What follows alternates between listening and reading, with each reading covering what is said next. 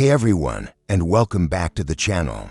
Today, we're journeying deep into the sun-scorched sands of Egypt to uncover a story deliberately buried for millennia. We all know about the great pharaohs like Tutankhamun, Ramses the Great, and Cleopatra. But what about the rulers who were intentionally erased from history? We're talking about the direct successors of one of Egypt's most controversial figures, the heretic King Akhenaten. Who were they? And why was their memory so thoroughly wiped from the stone tablets and temple walls? This is the story of the forgotten pharaohs. To understand why these rulers were erased, we first have to understand Akhenaten. This was a pharaoh who turned an entire civilization on its head. He abandoned the traditional pantheon of Egyptian gods like Amun-Ra, Horus, and Osiris in favor of a single deity, the Aten, represented as the sun's disk. He moved the capital from the bustling metropolis of Thebes to a brand new city he built in the desert, Akhenaten, known today as Amarna. This was a revolution,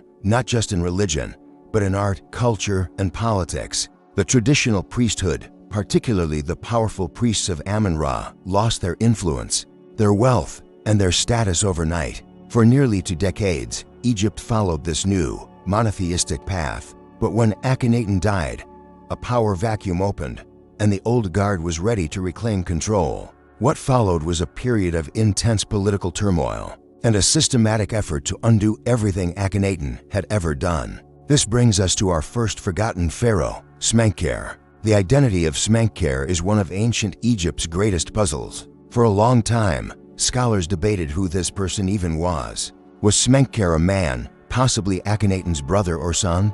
Or was it actually a woman ruling as king? Some theories suggest that Smenkhkare was none other than Nefertiti herself, Akhenaten's famous queen, who took on a new name and the role of co-regent to help manage the kingdom in its final, chaotic years. Evidence is scarce. We have inscriptions that mention Smenkhkare, but they are few and far between. This pharaoh seems to have reigned for only a very short time, perhaps just a year or two. Right at the end of Akhenaten's life or immediately after. The briefness of this reign suggests a transitional period, a desperate attempt to hold the crumbling Amarna experiment together. Smenkkare's primary role seems to have been paving the way for the next ruler, the one who would become the most famous pharaoh of all, Tutankhamun. Before we get to the boy king, there's another mysterious figure, Neferneferuaten. This name appears right around the same time as Smenkkare's. For years, Egyptologists thought they were the same person, but recent discoveries suggest they might have been two separate individuals. Like Smenkhkare, the name Neferneferuaten is strongly associated with a female ruler. The leading theory is that this was Meritaten, Akhenaten, and Nefertiti's eldest daughter, who may have stepped into a position of power after her mother. Imagine the political intrigue.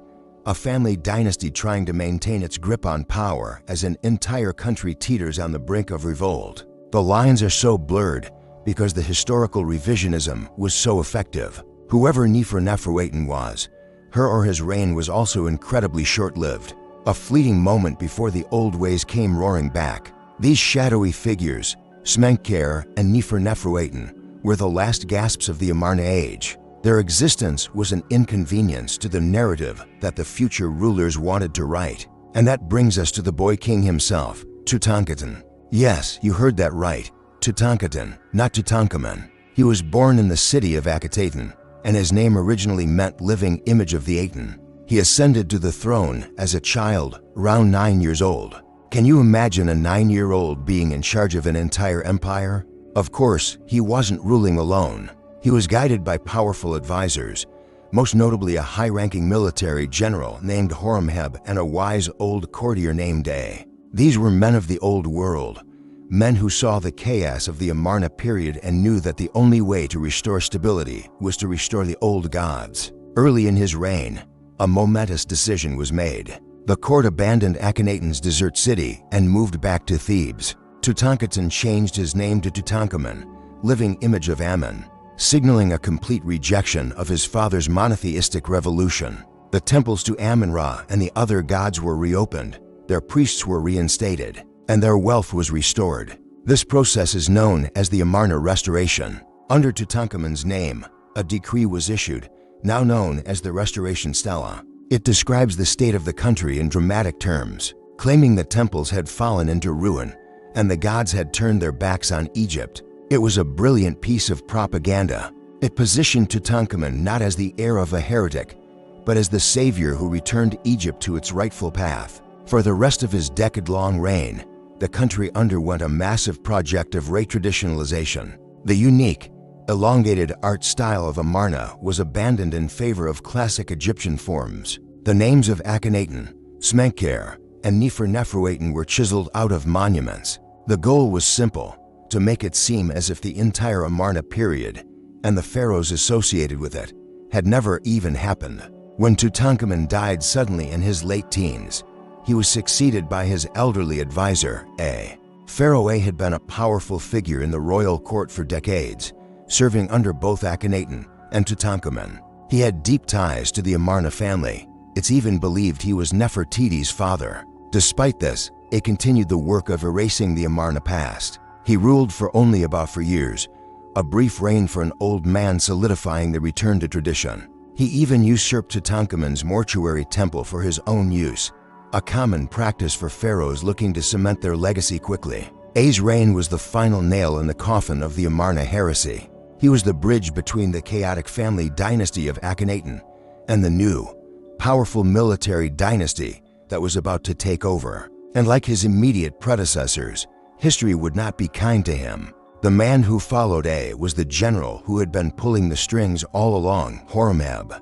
Horemheb was a commoner who rose through the military ranks to become the most powerful man in Egypt. He had no royal blood, but he had the army. When he took the throne, he launched the most aggressive campaign of erasure yet. He declared himself the direct successor of Amenhotep III, Akhenaten's father, effectively wiping Akhenaten, Smenkhkare, Tutankhamun, and A from the official king lists. It was as if those 30 years of history simply didn't exist. Horemheb went on a demolition spree. He dismantled Akhenaten's temples at Karnak, using the blocks as filler material for his own construction projects. This act of destruction, ironically, is why we know so much about the Amarna period today. Archaeologists have been able to reconstruct these temples from the thousands of decorated blocks. Called Talatat that Horemheb hid away, Horemheb was literally rewriting history in stone, ensuring that his reign and the new dynasty he founded, the Ramesside period,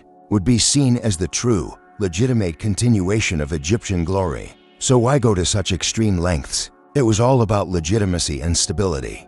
The Amarna period was seen as a time of chaos and divine abandonment. For Horemheb and the rulers who followed him, like Ramses the Great, restoring order meant restoring the traditional divine order, Mat. To do that, they had to eliminate the source of the chaos. By erasing Akhenaten and his successors, they were performing a ritual purification of their own history. They were telling the world and their gods that the aberration was over. Egypt was back on track. This campaign was so successful that for 3,000 years, the world completely forgot about these pharaohs. It wasn't until the discovery of Tutankhamun's intact tomb in 1922 that the story began to unravel. The spectacular treasures found in his tomb forced historians to ask, who was this king? And why don't we know more about him? That question opened the door to rediscovering Smenkhkare, Neferneferuaten, and the incredible political drama that followed Akhenaten's reign. The story of the forgotten pharaohs is a powerful reminder that history is often written by the victors. The past isn't just a collection of facts, it's a narrative shaped and reshaped by those in power. The erasure of Akhenaten's heirs shows us how a society can try to memory hole a period it finds uncomfortable or shameful, but it also shows that the truth can't stay buried forever. Thanks to the patient work of archaeologists and historians, these lost rulers are slowly re-emerging from the shadows, giving us a more complete and far more interesting picture of ancient Egypt. What other secrets are still waiting to be uncovered beneath the sands? Thanks so much for watching. If you enjoyed this deep dive into forgotten history, be sure to hit that like button and subscribe for more stories from the ancient world. Let me know in the comments which forgotten historical figure you'd like to learn about next. See you in the next video.